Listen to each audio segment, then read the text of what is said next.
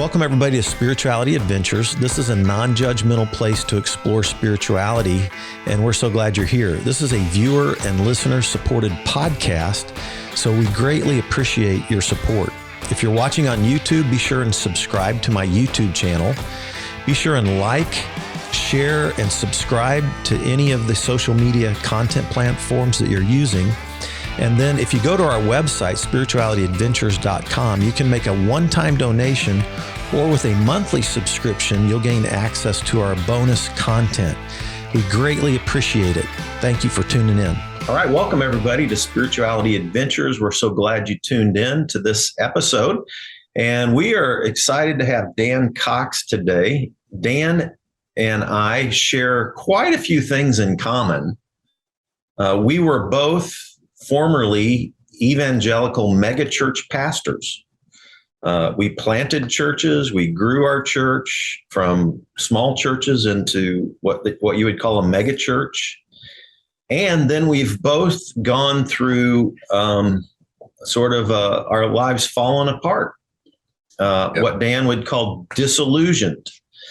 And Dan went through his quite a bit earlier than mine. Like his kind of started in 2006-07. Yeah. Mine started in, precursors before, but I went to rehab in 2018, so quite a few years later. But Dan has done an excellent job sharing his story. For those of you who are watching, I'm holding up Dan's book. It's called Disillusioned. Subtitle is A Journey from Certainty to Faith. And Dan actually signed a copy and mailed it to me back when I was feeling like an atheist, Dan, because I looked at this. You signed this and mailed it to me in July of 2020, and I had my darkest moments were in 2019, but I read this back 2 years ago, and then I reread it for this interview. Oh, wow. And really, I think I got more out of it on the second read than the first read, just because I don't know why, but I just did. So I really love the way you put this together. So we're going to talk some about your book. Okay. Like I'm going to actually go through, just raise some questions around your book. All right. And then I also want to talk a little bit about sort of like some of the crisis going on in the evangelical world right now, not just with members leaving the evangelical world, like the whole deconstruction zone, right. But even pastors like ourselves who are going through this as well. And a lot of them are pastoring right now, and they don't want to admit to anybody, or they feel like they're going to lose their job, Definitely. And so it's not just a problem with people attending church and leaving church. It's a problem with the clergy as well. So I kind of maybe want to talk about that. But first, I want to get a little bit of your own personal background, kind of where you were born, just kind of your origin story, how you grew up, and how you wound up being the pastor of Canyon View Vineyard. And did I say that right? Canyon? Yeah, you did. Canyon View Vineyard Church in Grand Junction, Colorado. So thanks for joining us, Dan. And appreciate you. And we were colleagues. We weren't super close friends, but we were certainly colleagues while we were pastoring in the Vineyard movement. And Rick Olmsted was our overseer, so to speak. Yeah. Well, and I think we met at conferences and talked and that kind of stuff. That's right. And your church was ahead of mine, in terms of growth and all that kind of stuff. So I was always trying to pick your brain, learn from you, and that kind of stuff. So yeah. I hope I didn't set you on the wrong path. I know, right? Oh man. All right. So anyway, go ahead. Yeah. No, so tell us where you were born, kind of how you grew up, your grow up years, that kind of thing. I was born here in Grand Junction, which is a small town on the western slope. And that, when people think of Colorado, they always think Denver, and we're clear on the other side of Denver, 250 miles west of Denver. And I was raised in a fundamental church. Assembly of God is what it was. So it's Pentecostal. My parents were some of the nicest people you'd ever meet, and they had really bought in. And so our life growing up was centered around church. Sunday morning, Sunday night, Tuesday night, Thursday night, Saturday night choir practice. So it was just constantly at church. And I had lots of questions, Fred, growing up, and things that didn't make sense to me. But the way the authority structure worked, from our pastor to my dad to my uncle, who was the coach of the local high school here and had a great influence on my life, you were basically told what to believe, but that didn't stop the questioning that went on. And so I bought into the system, but I had all these questions. And I have to be honest with you, I still have questions today, that are largely not answered. I think I have more now than I've ever had before, maybe. and that's what I used to tell people. You should have known me about 20 years ago, because I was the guy with all the answers. Now I'm the guy with all the questions. Right, right. Yeah. Hopefully we just have better questions now, right? Yeah. And hopefully, yeah. And a better seeker too, Right. Yeah. But then my wife and I, before that, I had a friend that went to Youth with a Mission, and I'm sure you're familiar with that. Of course. Yeah. Lots of friends. And he and I had done a lot of sin together. I mean, capital S-I-N, and he came back and he was really changed. And I was going to a local college here because I was on a football scholarship, and he'd sit down and just talk to me. What college? And it's called, in those days, it was Mesa Junior College. And today it's Colorado Mesa University. Okay. So we're talking over a half a century ago. Yeah. It's grown quite a bit. Okay.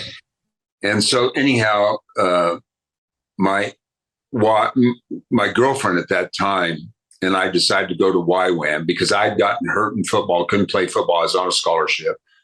And I thought, wow, I might as well go see the world. And had the opportunity and the resources. And so we went to Switzerland and went to School of Evangelism in YWAM. And honestly, some of those questions that I was talking about started being answered. Mm-hmm. And it's like, oh, there's a bigger world than Grand Junction, Colorado. There's a bigger church than First Assembly. There's a bigger God, yada, yada, yada, Mm-hmm. And really set me on a spiritual pilgrimage that kind of scratched me where I itched for a long time. And then from that, through a lot of circumstances, the church we were going to had split and divided I don't know how many times. And because I'd done some public speaking in YWAM, they asked me to just take over the church until they found somebody. And so I took over the church, and 2 years later, they weren't looking for anybody, and the church was starting to grow. So I call it a field promotion that we got. But it was a lot of that basis in Youth with a Mission that really gave me the formulation of what I wanted to do in a church, and started answering some of those questions that I had about God and the church and so on. What church was this then that you took over? It was called Christian Life Center. Christian Life Center. Okay. Yeah. And you went into YWAM in what, 71? Yeah. In 71. And then when did you go back to Grand Junction and start pastoring this church? Well, I went back to Junction in 73, I believe it was. And then started pastoring. Well, I went to this church for a number of years. And then it was 1981 when I took over. Okay. And it was not a hostile takeover. It was just a promotion. Right. Nobody else was there. And there was only 30, 35 people, something like that. Yeah. And did you and Cheryl go to YWAM together? Yes, 71? we did. What year were you married? 1970, December 4th. And then we went to YWAM. Well, we were in Switzerland 10 days after we got married. Okay. In Lausanne. Yeah. So fascinating. So it's just as a little aside, I don't want to run down it, but I've got an interview scheduled next Tuesday with Frank Schaefer Jr. Oh, you do? Yeah. LeBrie. Yeah. Yeah. I loved his dad. Yeah. And, Frank is interesting. He's kind of went through a whole disillusion, deconstruct, all that kind of stuff. And years ago. And, but he's such a fascinating guy right now. I've gotten to know him just a little bit and doing an interview. Well, that's interesting that you bring that up because his dad, Francis Schaeffer, wrote that book. What is it? There so is many books, but whatever happened to the human race, and then one before that was he had so many. Yeah. But anyhow, he was really the first intellectual Christian that I ever read. Yeah, for a lot of evangelicals, that's the itch that he scratched was a thoughtful evangelical approach. And a lot of our friends from YWAM went across the lake to LeBrie, where he was talking. And so I was familiar with Francis Schaeffer. Yeah. The God Who Is There. That's the name of it. Okay. The God Who Is There. God Who Is There. Yeah. All right. So you basically became the pastor of this church in 80, say again, 81. All right. And at that time, how many people were attending? There was 35 or 40, maybe 50 at the most. And was it associated with the Assembly of God denomination? No, it actually was associated with the Pentecostal Church of God out of Joplin, Missouri. Okay. So it very fundamentalist. I mean, there's, Assembly of God, then there's really not much difference at all. Okay. Yeah. And so then talk to us a little bit about your marriage, kids, and the growth of the church. So I have 2 daughters and a son.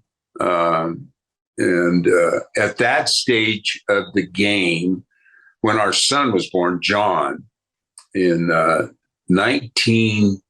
this is really going to challenge me, 1982, he was born. And I guess I should say it this way. My ex-wife and now my deceased wife, Cheryl, was diagnosed with multiple sclerosis when she was pregnant with John. And interestingly enough, is that your firstborn, John? No, that's my thirdborn. Okay. Wendy's the oldest, although she wouldn't like to, and then Mary, and then John. Okay. And when it's interesting that when you're pregnant like that the symptoms of multiple sclerosis go away. And the medical community cannot figure out why, but it usually does happen. Well, after she delivered John and the church was just starting, she went down into a wheelchair. And I mean, the viciousness of the multiple sclerosis just took over her body, raging. And so we were going through that process, 2 daughters. I was working full time for my dad in a car dealership and pastoring a church. And she was sick. So she dealt with that for, a few years. And this is part of my disillusionment. And I think I read about it, is that because all the symptoms went away. We had a prayer meeting and, believe God and all the rest of it that you do and that kind of stuff. And all the symptoms went away. And we thought, hey. So did she go into a wheelchair, then come out of the wheelchair? Yeah. Wow. For 14 years, Fred. Wow. I mean, absolutely, was doing really, really well. Yeah. And of course, during that time, we had moved out of the church that we ran, a little church, because we were running 2 services then.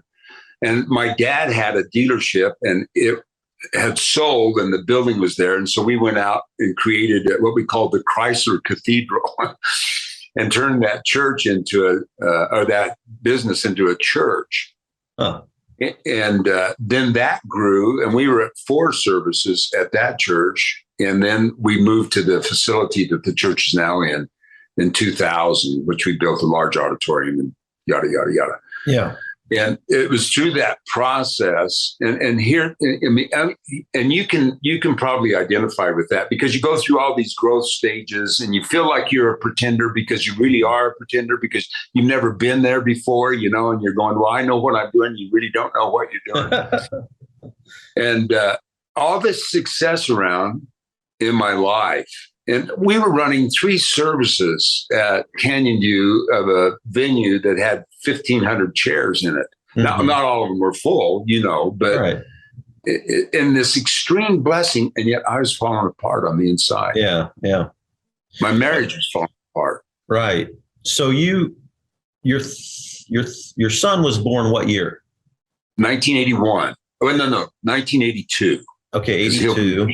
Yeah. And you were in this Pentecostal group, but at some point you ran across John Wimber and ended up joining the Vineyard movement in the late 80s. Was that, what year did you join the Vineyard?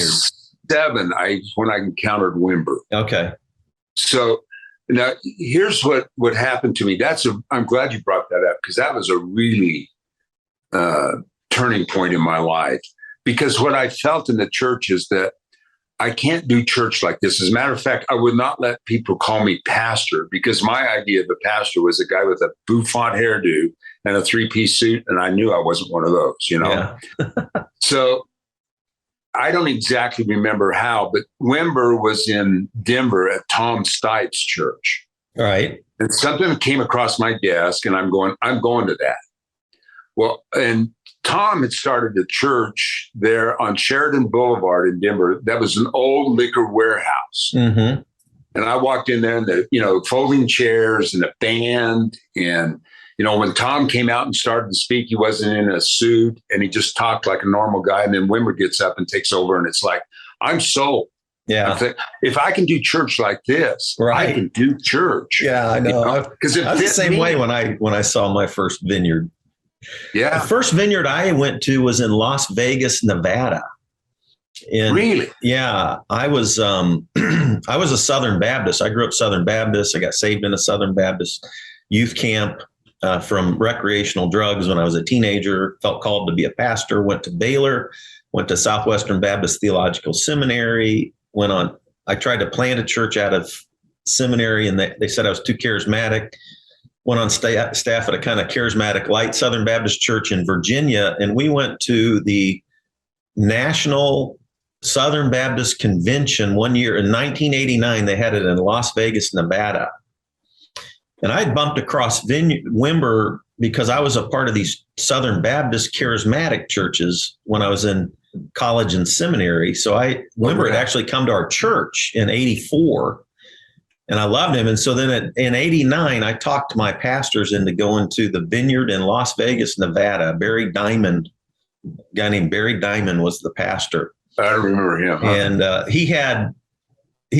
there were card dealers and ex-strippers and every kind of Vegas person you could think of in that church. And I felt called to plant a vineyard from that experience. I saw that in action, like what you're describing right now with Tom Stipe and Wimber. I saw that in Vegas, and I was like, "Holy crap! This is what I want to. I want to do a church like this." Let me backtrack here. So that year that I was with YWAM, we went to Afghanistan, and in Afghanistan, the reason we were there were not for the Afghanis, but we were there because of the counterculture, the hippies.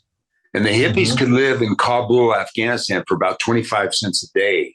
Wow. With all the drugs that they wanted. Now, they were infested with all sorts of diseases and their life was a mess. But something was born in me for my generation in there. Because I couldn't figure it out, Fred. Here's kids from Western civilization that had everything to offer. And when you're in Afghanistan, there's not much there, and they had given it up. And it's like, well, what's wrong with this picture? And so I knew when I walked into Wimber and Tom Stipe that there was an environment that I could invite these people, these counterculture, into that kind of environment. Exactly.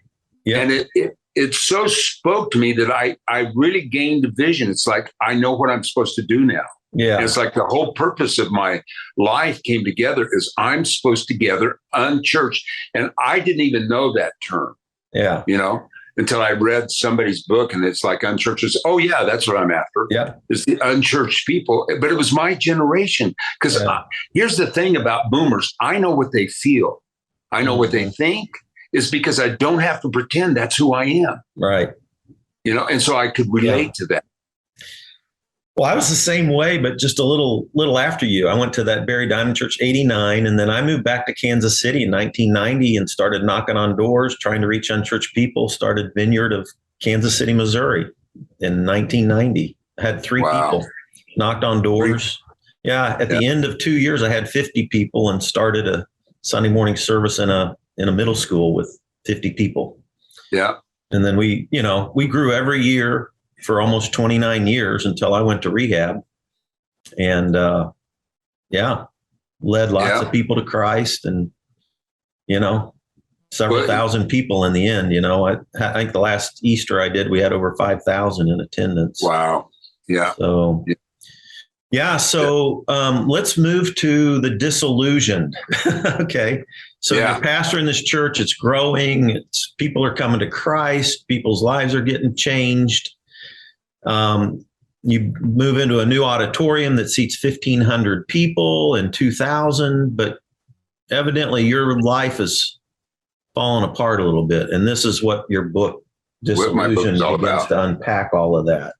Yeah. Give us the setting for the disillusionment that happened in 06, 07.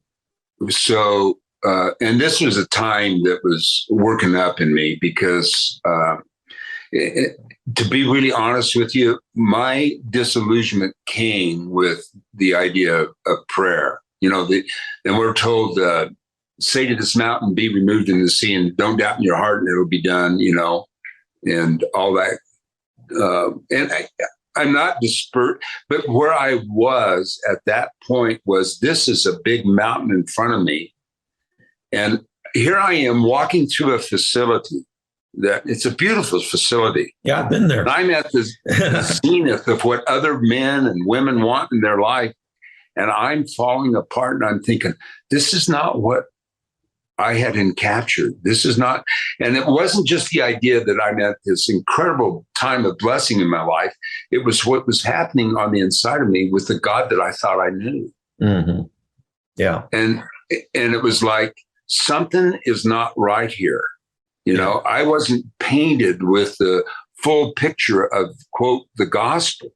I didn't hear the parts about Jeremiah when he said, not only do I curse the day that I was born, I curse the guy that announced my birth, And those kind of questions started coming up in me. And it's like, where are you in my hour of need? Because I felt, and honestly, there was a time when I went out into the mountain here, and I said some things to God that I never believed would ever come. It was almost like it was involuntary, like a volcano of stuff that was coming out of my mouth. Yeah. And I thought, where are you? Yeah. And I felt forsaken. Yeah. Is what I felt. And that was kind of the catalyst of, because I couldn't put together this incredible blessing that was going on externally, but internally I was dying. Right.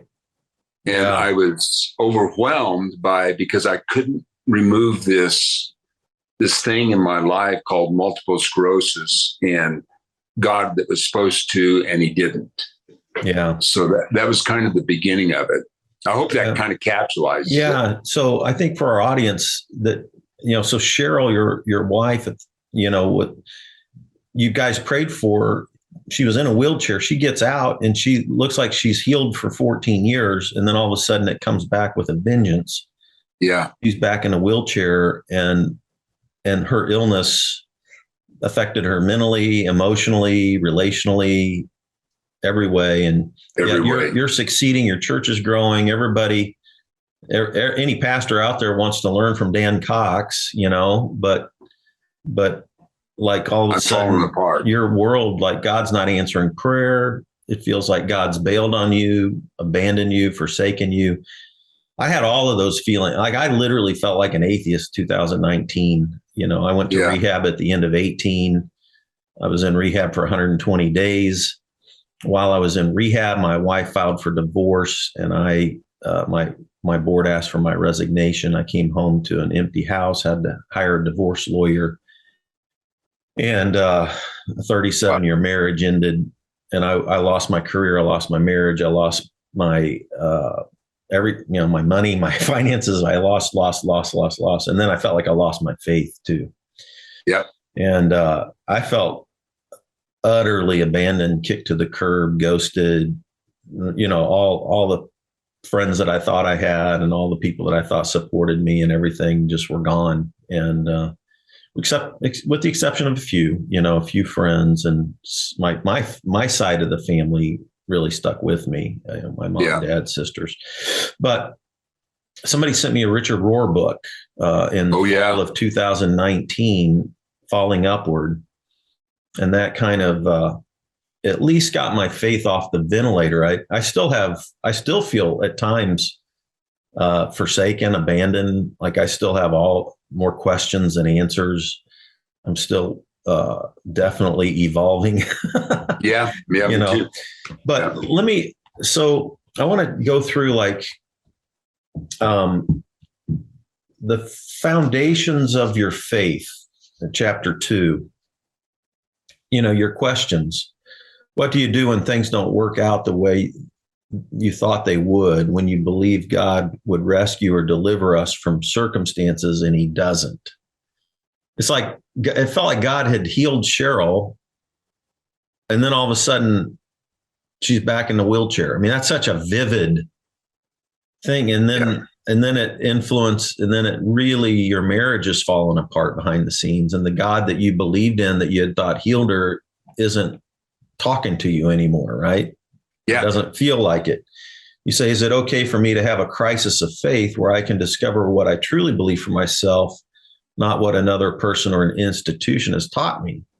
You had inculcated all of these beliefs from your early days to YWAM to Vineyard. You're teaching them, you're helping other people find faith, but all of a sudden you're questioning everything, and you're pastoring a growing megachurch. Yeah. Does the tension we struggle with about God and suffering and heaven and humanity become a companion for life? Or can we find a place of faith that is practical, a place of faith that brings comfort and peace? Becoming a skeptic was something I never imagined. Yeah. Wow. And that, an illusion is something that is not real. Being disillusioned means at least you're becoming closer to reality. At least that's my understanding of it. And I almost felt like God was an Indian giver. Right. He gave healing and then he took it away. Right.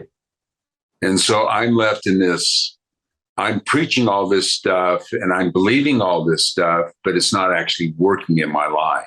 Right. When it comes to the real issues of life, Yeah. And, God loved the people that were around me in those days, because they sent us to retreat centers, week-long counseling, all this kind of stuff. And at some point you go, this just isn't working. It's not, you're flogging a dead horse. Yeah. You and your wife are actually going to counseling. My wife wouldn't go to counseling with me. I'd ask her to go to counseling probably every year for 30 something years, and she just wouldn't do it. Yeah. So I never had somebody to work on that with. But even if you have somebody that's willing to work on it and go to counseling, it doesn't always work out. It doesn't always work out. And you're praying 1,000 prayers, 1,000,000 prayers, right? Yeah. For it to work. You're totally committed to your marriage. You're totally committed to your wife. You're totally committed to God. Even when your marriage is going bad, you're more committed to God than you are even probably to your wife, and you're going to be faithful because you love God, right? Yeah. But even that starts falling apart. And what I found out is silence is horrifying. I know. I still feel that a lot, Dan. Oh, I do too. It's like, well, I would really like to hear something from you, and I get nothing, And there's a difference between silence and stillness. Mm-hmm. And the silence I felt was absolute abandonment, you know. Right. But stillness, there's a presence there and I didn't feel that presence. Right. I'm the same way, dude. I could write your words. Yeah. Serious. So the foundation, so prayer falls apart with you.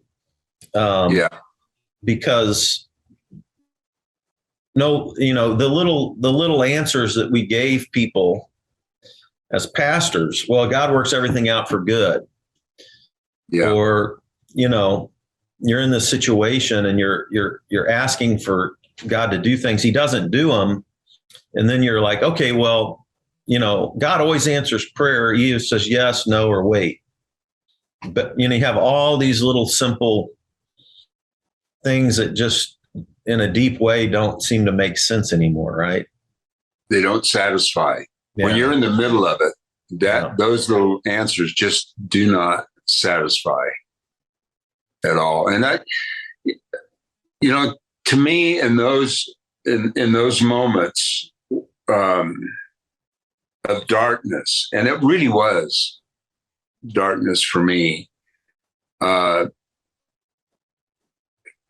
don't even know how to express the confusion. It's like I couldn't get my head wrapped around why I'm in this position to feel like the rug has been pulled out from underneath me. But that's exactly how I felt. Yeah. And yet I was supposed to go to church and be happy. Right. Right. Yeah. And yet things were not working that way. Yeah. God, I'm the same way, and then what happened with me is I couldn't sleep for 30 years. I was only sleeping 3 hours, 4 hours a night. And my marriage wasn't healthy. And then I went through this in 2016, I went through this massive crisis and just got burned out in church. So even church wasn't, I could set my marriage aside and everything else aside and just look at the blessing of the church and throw myself into the church. But then even that kind of I got burned out in church even in 2016. And then I started trying to deal with my insomnia, and then I was on Xanax, and then I was throwing alcohol on top of that. I was on Xanax and alcohol every night for 2 years. And then I became, unfaithful. And my wife wasn't living with, she'd moved in with her mom to take care of her mom. Right. And so all of that, and it just all fell apart for me. Like when I went to rehab in 2018, I felt lost. Like I'd never known what it felt like. Like I'd preached about reaching lost people my whole life. But when I went to rehab, it didn't feel like I felt utterly lost. Like God's not there. I don't know who I am. I'm lost. Right. And I'm almost 60 years old. Yeah. Pastoring a growing megachurch. And you don't know who you are. I don't even know who God is. I don't even know if God exists anymore. Right. Holy crap. Yeah, that's really a crisis of faith right there. Oh God. And you have the chapter 5, God in his own image or mine. And you were going through that. Well, who the heck is God? If the God I've thought I believed in my whole life isn't actually the God who exists, then who the heck is God? Yeah. And what's your concept of God now, Dan? Now? Yeah. I'm glad you asked that question because it really is interesting. I read a book, and it was a Jewish guy, and he said one of the reasons why we never give a name to God, it's not because he's holy or we can't say it. It's because the concept of who we have of God at that moment does not suffice because it's ever expanding. Mm-hmm. And that's what I feel about God. I believe God is merciful. I believe God is love. I believe God is kind. I believe God is all those things, but it's so much bigger than that. And the God that I had before my disillusionment is so much smaller than the God that exists now in my heart, And I don't have a whole lot of answers, except that I have experienced this. acceptance and love in my darkest hours. Mm-hmm. And it wasn't overnight, Mm-hmm. but there were specific times and specific activities that I felt God's love. And, here's an interesting concept. That scripture in Ephesians that talks about don't know the depth, the height, the Mm-hmm. length, the width of God's love. Mm-hmm. But it seems like the church can qualify that. Yeah. And yet God's love reaches deeper. And that's the experience that started to turn me around, is that I really am loved. Yeah. And it was over specific areas in my life that I knew I had really messed up, but his love was deeper than that. Yeah. And it seems to be that love heals that wound, Mm-hmm. Even though I can't put together why he didn't answer the prayer. I don't know why Cheryl's dead. I don't know why MS took over and all the rest of it. But and here's an interesting experience that I had, is that 3 days before Cheryl died, I went to see her in the hospital. And I didn't know what to say, and we both knew it was the end for her. And you guys were already divorced at this point. We were already divorced. Yeah. At 37-year marriage. At 37-year. Yeah. My marriage ended at 37 years too, by the way. Well, there's another commonality, isn't there? Yeah. But let me just finish this story. Yeah. What came out of my mouth was, Cheryl, we weren't able to work it out here, but over there we will. And to me, that has tremendous rapport, that everything that we're going through here is settled over there. And that may be an escapist mentality, but there's something in that speaks to me that all the answers that we want, I was a hospice chaplain for 6 years, and I believe in the other side, more than I ever have. And it's because of personal experience, people watching them transfer from this side to the other side and seeing the things, at least what they reported to me, what they see, gives me incredible hope about the things that we go through in this life that we are learning. And if we had all understanding about what we're going through, we wouldn't be, because here's the point, Fred, I learned more in the darkness than I ever did in the light. I've learned more about God than I ever did teaching about God in my own experiences. Yeah. Which really brings me to this conclusion. Jesus asked his disciples, who do people say that I am? And they started saying it. But he said, who do you say that I am? And that's been my quest, is who is God to me?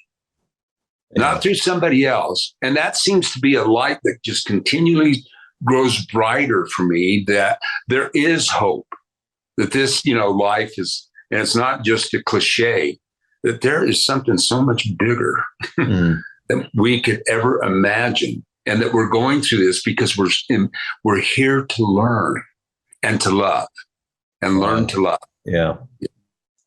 Yeah. So your concept of God is a God who is, I like to say, self-giving love, that is so vast that we can't comprehend it. We can't hardly scratch it, but it is love at the very heart and source of everything.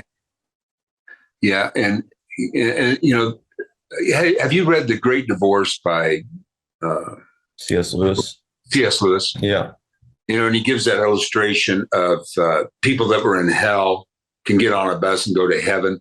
Yeah. You remember that? Mm-hmm. And then they get up there and they see all the people that God's forgiven. They go, no, I can't live here, and get on the bus and go back.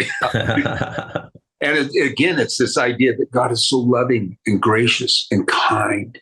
Mm-hmm. And the word judgment has bothered me for years, like, oh boy, I know what I'm going to get when I get there, And I have to say this, Fred, that I've been a student of near-death experiences. And it's, again, this is all beyond empirical data. Mm-hmm. So, you can't, of course, that's what we deal with in church, is spiritual life that has nothing to do with empirical data, which drives us nuts because we want measurements, But one thing that they do, and this is solidified through thousands of different interviews, they go through a life review. And you get to see everything you did. But you know what's absent? judgment. Yeah. So what did you learn? Yeah. And how did you feel about that person? And how did you make that person feel? But it's with absolute love and acceptance and forgiveness. And that's what's there. And that's, if anything that's healing me of my disillusionment is thinking about, I'm learning here, and it's important how I treat other people. It's important not only how I treat other people, it's important how I treat and love myself. Yeah. You know, and that seems to be what the foundations of our universe is built on, is this concept of love. Do you love one another? Love God, love your neighbor, love your enemy, right? It's it. Yeah. You know, when I went to rehab, without anybody interviewing me from my board or friends, you know, like,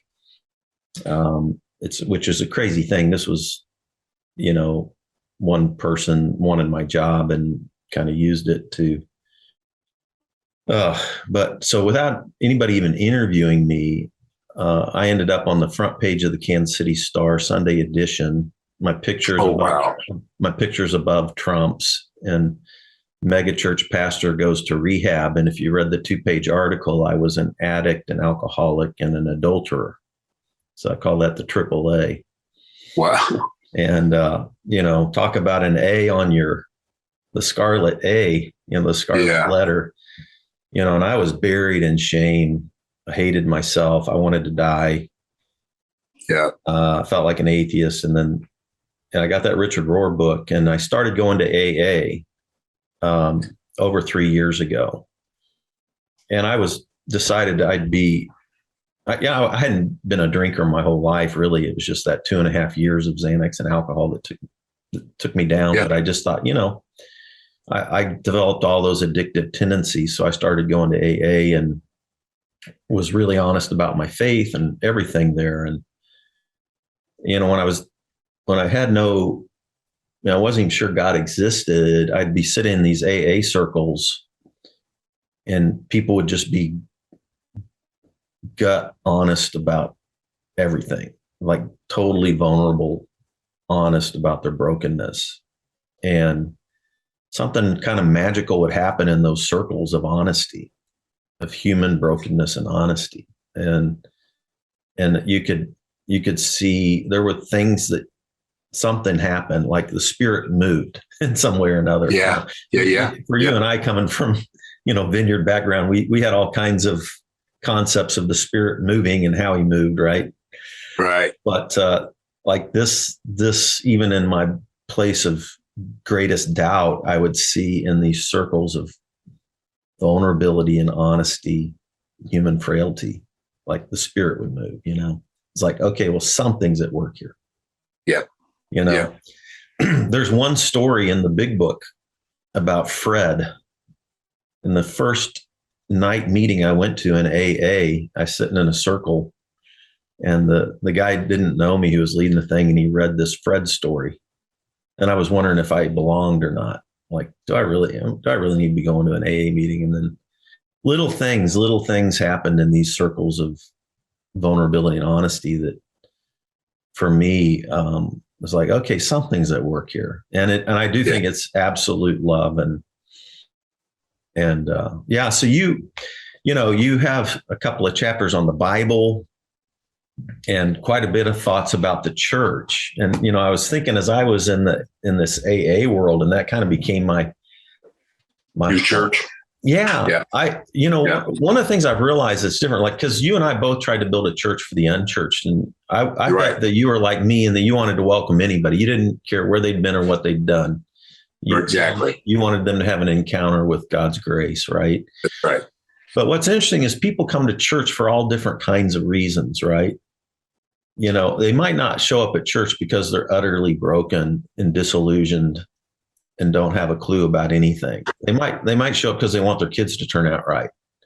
They might show up because they want, you know, business networks for their business. They might show up because you're a great speaker and you entertain them. They might show up because of, you know, But in the midst of all that, I'm sure you had people's lives that did show up broken and were really transformed, right? But what I've noticed in AA is nobody shows up at AA thinking their lives are together. Nobody shows up dressed up with a smile on their face who's falling apart. You show up at AA when your ass is on fire, is what we say. And you're about ready to go to prison, or you're about ready to be dead, or you're about ready to lose everything, or you've lost everything. And it's the last place on earth you want to show up.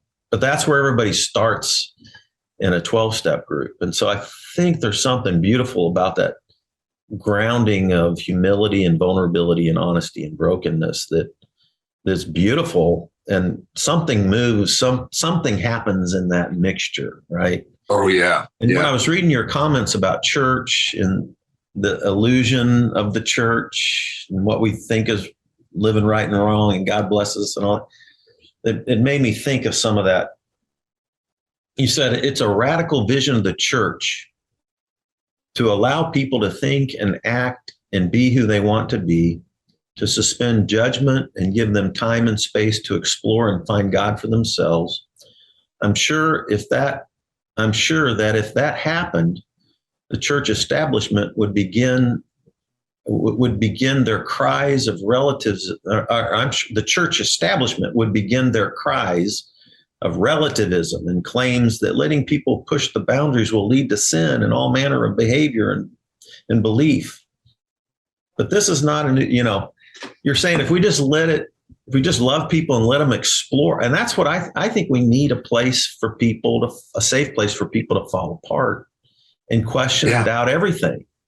Yeah, exactly. A place to find faith, lose faith, and then rebuild faith, and love them through all of it, not just when they believe the right things or do the right thing. Or, when they break the rules of the club. Yeah. Which all of us do. It's an interesting statement that, what's the guy's name? It's my brain always. The Dalai Lama said this. He says, know the rules really well so you can break them. Right. Yeah. And it's like nobody intentionally breaks rules. But the point of it is that sometimes life becomes really gray. It's not black and white. And people go through just like we did, trauma-filled experiences. And we don't know, even though we're, quote, the teachers, we don't know. And we break the rules. But, we're going through something. And then you've got this establishment over here that says, but that's not the rules of the church. That's not the rules of the club. So therefore you are out. And that goes back to my illustrations. There's nothing beyond the bonds of God's grace and love. Mm-hmm. I agree. He can redeem it all, and he does. And evidently, all is redeemed. Mm-hmm. So that means even the bad parts of my life, and that's probably one of the healing aspects of who God is that he came to redeem that too. Yeah. But what did I learn from it, Fred? What did you learn from it? Yeah, it's in the AA 12-step world, you have the higher power. And so you don't really define God, and you let people come up with their own concept of God. In fact, when Bill W. was wrestling with the spiritual principle, the founder, one of the founders of AA, he was like, he couldn't believe in this czar in the sky, this God who controlled everything, because too much suffering, too many things out of control, too much craziness. And so one of his buddies says, well, why don't you just come up with your own concept of God? This is in the big book. Oh, and wow. Bill W. was like, oh, well, okay, I can do that. I can make up my own concept of God. Well, you and I grew up, well, that's not how it works. You don't make up your own concept of God. But I've watched now hundreds of people over the last 3 years kind of work out their own concept of God without the Bible, without us telling them what to think or do. And guess what? I haven't run across one person yet who comes up with a more pathological, angry God. Interesting. What I've seen is that almost in every circumstance, they come up with a more loving God. Yeah. Yeah. They come up with God with less judgment, less all the things we just kind of talked about. And I've yet to find somebody who comes up with a more cruel, pathological God. If you just let them come up with their own, it always comes out to be a more loving God. Imagine that. Isn't that something? and they're on their own, and they're learning this on their own. Yeah. And it seems like that people through nature learn about who God is without the help of the establishment. And think about children. Like, don't you think that most children if they have an experience of God, that it's a loving God? Oh, yeah. Don't you think they have to be taught that they're sinners and that they're separate from God? Yeah. I don't think children naturally grow up if they're not taught that they're sinners separate from God. I don't think kids naturally grow up thinking they're separate from God. No, I had an experience. Now, of course, Pentecostal church, and we had a Tuesday night prayer meeting, and as you know, in the vineyard, a presence, and there really is a presence. There's something that happens. Yeah. And I remember being in this place and I'm being encountered by something. And it was the most wonderful feeling I think I've ever had in my life. So much so that the next day, and I mean, recess was my favorite part of the whole day. I took my Bible to school with me and would go out at recess and read my Bible. Now, what came out of that experience is that I was probably 8, 9 years old. I never asked for forgiveness. I never repented of anything. Just exactly what you're saying. I had encountered something that was perfectly accepting of who I was, and it transformed my life as an 8 and 9-year-old kid. I mean, how much sin can you do? Right. It's like there was no barrier there. And that's always been interesting to me. Well, I don't know why I didn't ask for forgiveness, or why I didn't repent, but I was accepted. And that experience to this day, I still can't get away from. I was encountered by God, and it changed the course of my life. So interesting. Yeah, it is. It's mind-boggling. And I'm sure you've thought about, well, what is the church supposed to look like? Right. And it just absolutely blows me away to even begin that. But what I do believe is this, exactly what you're talking about. When people begin to seek God for who they know God to be, they become a better person. Yeah. It transforms them because they're encountering God at their own speed, at their own way. And God is so big, he knows where to take them, He knows how to guide them. He knows how to teach them. And they're on a journey. They're not by themselves. Yeah, it's interesting. I do about 7 groups right now, small groups. And I do my weekly blog and weekly podcast. And I still pastor lots of people because people have access to me now through Facebook, Instagram, Twitter, and all that. Right. So informally, I pastor. I don't have a brick and mortar church or anything, but I've got about 7 groups. 3 of them are just Jesus. We go through a gospel, talk about Jesus. But then 2 of them are with people who are ex-evangelical, ex-Christians, ex-Catholic, ex-this or Buddhist, or they're not sure what they are, but we support each other on a spiritual journey without trying to define dogma. And we do meditation together, or what some people would call centering prayer, contemplative prayer, Right. And these are beautiful groups because it's a safe place for people to question and doubt and fall apart. And we're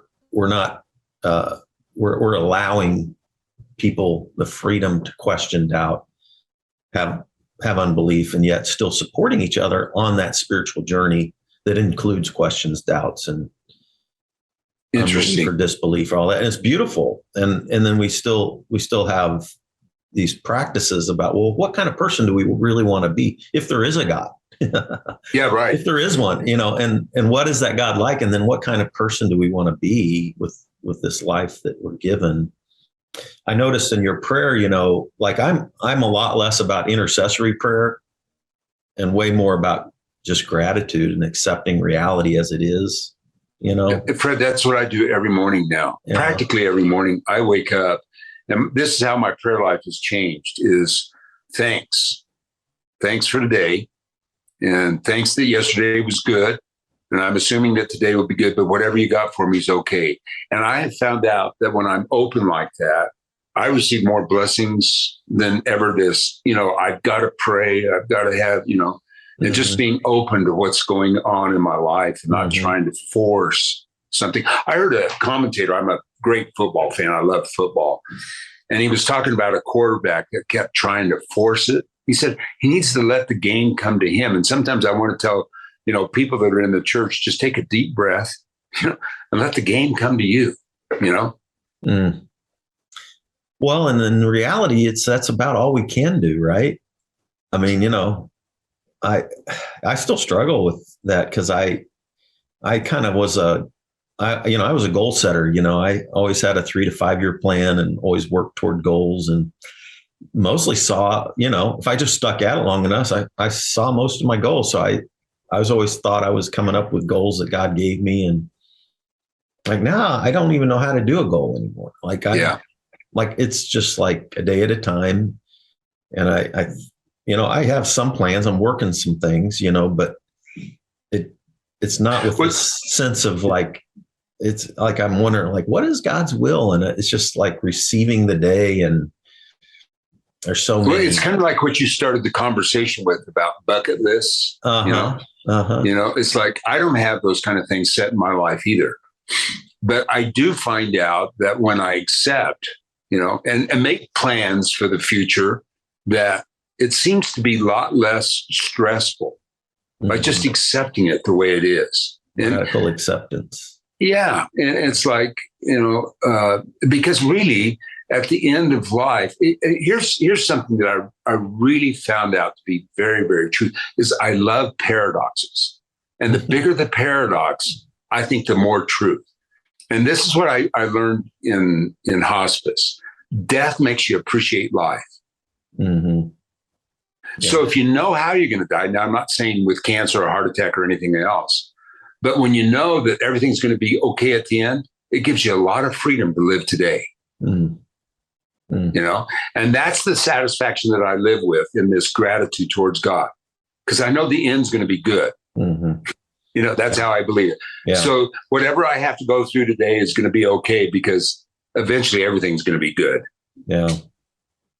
I don't know if that's Pollyanna or what, but that's exactly how I live. No, I mean, it's, you have this radical acceptance of what is,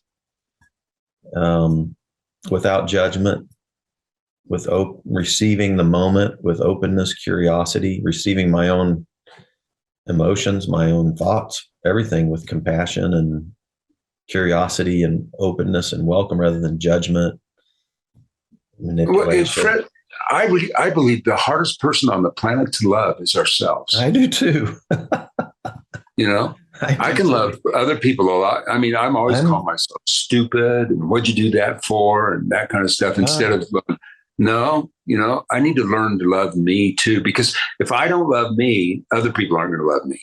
Yeah. Self-compassion is the hardest thing. And that, getting out of my shame, that's been a process of all that I went through. So, it's interesting, Dan, because, we love the people of the church that we pastored, right? Oh, yeah. And I'm sure you, like me, even though we've gone through these doubts and questions, like I'm sure you've just had hundreds of people, even post disillusionment, come up and tell you how much you meant to them, right? Because you live in the community that you pastored. I do too. I'm a few minutes away from my mega church that I built and pastored, right? And I bump me as well, regularly. And there's this, when I first started bumping into people after I got out of rehab and I didn't have a job anymore, it was almost like humiliating to me. And people wanted to know how I was doing. And most people were gracious, forgiving, and they didn't understand why the church officially wasn't that way. You know what I mean? And and so, it's been challenging. And then since then, I look like I've bumped into pastors who are pastoring still, but in a place of disillusionment, but they don't know where to talk. They don't know where to go. They're afraid of losing their job. You have people bailing out of the church. Diana Butler Bass, you referenced her a couple of times in your book, and the numbers of people that are leaving the church right now is just alarming, right? If you're a church person, and scary. And what I find out, and I'm curious what you think about, is that every young person I talk to that has left the church whether they're Catholic or evangelical or whatever, they still have a hunger for community. They still have a respect for Jesus most of the time, but they want nothing to do with the judgment or the exclusive nature or the dogma or the this or the that. But there's still this hunger for some kind of community that supports some kind of spiritual journey. And nobody knows quite what to come up with. Yeah. Because we're afraid of institutions, right? Oh, yeah. Yeah, absolutely. And and here's a concept that I truly believe in is that, we both have pastored the big thing, and there's really some good stuff that comes out of that. Yeah. We can't deny that. You just related about people that come up to you and say, man, you taught me this or whatever. Mm-hmm. And that is a very comforting thought. But it does leave a real absence for this kind of dialogue. Churches are set up for a monologue, and there's a place for that. But I think what our culture is missing today is what we're doing right now. And when you think about Jesus and the 12, he dialogued. Mm-hmm. And there were a lot of things that obviously were not written about what they talked about, but there seems to become more of a personal foundation that evolves from a personal exchange with one another. And I think with all that we've got in technology, with Facebook and all the rest of it, that people are trying to find their solutions through, not being in touch literally with other people. And it's like what that scripture says that one iron sharpens iron, like one man's countenance sharpens another man's countenance. And there's something in us that when we relate to somebody else on that level brings a satisfaction of community that we don't have in the big thing. Mm-hmm. And I think that that's what a lot of people are crying out for, is exactly what your 7 meetings are about every month. I found out that when I get into a conversation with 2 or 3 people, that is my church. Mm-hmm. Because it satisfies me at a level that I don't get in the big church. Yeah. And especially if people get honest and open. Exactly. Like cut through all the bullshit. Right. And Absolutely. Get down to what's really going on inside you, And how many people want to be vulnerable? I mean, people don't even want to walk down the aisle to the front seat, of a mega church. Mm-hmm. That's why you're always trying to get people to come down. But, if you can find people that you can really trust and open up, that there's probably more transformation there than any other thing that happens on the planet. And Jesus used it. Mm-hmm. That's what he did. Yeah. There was a line that you had in your book, that Christianity was Jesus's intuition, but Paul's institution. Do you remember that line that you quoted? I don't remember. That's been I know 15 years ago. Yeah, I know. And I can't remember what I wrote yesterday. So, but no, it was the institutional, like, you even brought out in your book, marriage is even a sort of institution, but so we can't avoid institutional things our whole life. Right. But it seems like institutions just so easily get off track and miss the point, Yeah. And here's what I would say about that is that, when I've been a part of 2 movements now that were freshly born, YWAM and the Vineyard. Mm-hmm. And there was that freedom. I mean, it really was a win, and there was none of the bureaucracy, and it seems like the larger it gets, it's kind of like a small church. When you have a church that meets in a house and you only got 10 people, you don't need a whole lot of organization. Mm-hmm. But you get 30 people there with 10 kids. You don't need a policy manual. You don't need a policy manual, but you get 30 adults and 10 kids, you've got to have some kind of organization. Right, a little bit. And it seems to be that at that point, we lose that freedom. Yeah. And I don't know what the balance is between organization and organisms. Yeah, I hear you. You know what I mean? Yeah. And if we could keep the freshness of the organism without the organization, I think we'd have a perfect match made in heaven. But I don't know how that happens. Yeah, it's just a rare thing. Honestly, the 12-step movement, I've watched, there's over 100,000 AA groups worldwide. I had no idea. And that's not counting like NA, GA, that's just AA, and there's a dozen or more types of 12-step groups now, that covers Overeaters Anonymous and this and that and the other, but just AA has over 100,000 groups worldwide. And it's run with as little organization as you could possibly have. Yeah. And it's a fascinating thing to look at from like this organism versus organization paradigm. I'm guessing that there's not another organization on the planet with as little organization that still thrives as the 12-step movement, which is so fascinating to me, right? They've managed to put together not just the 12 steps, but they have what they call the 12 traditions. The 12 traditions are really, we read the 12 steps and 12 traditions at every meeting, and the 12 traditions are really what safeguards the movement from turning into an institution. It's very fascinating. Wow. And so I'm not saying it's perfect by any means, but it just is interesting how it works. And so I do think the church can learn a lot from that movement. And I've run across a lot of people who, Richard Rohr would be one of them, who would say, the church needs to be more like a recovery movement, kind of a thing. And it seems to be that seems to be a real theme, because people want their lives to be changed. And somehow an institution creates a creature of its own.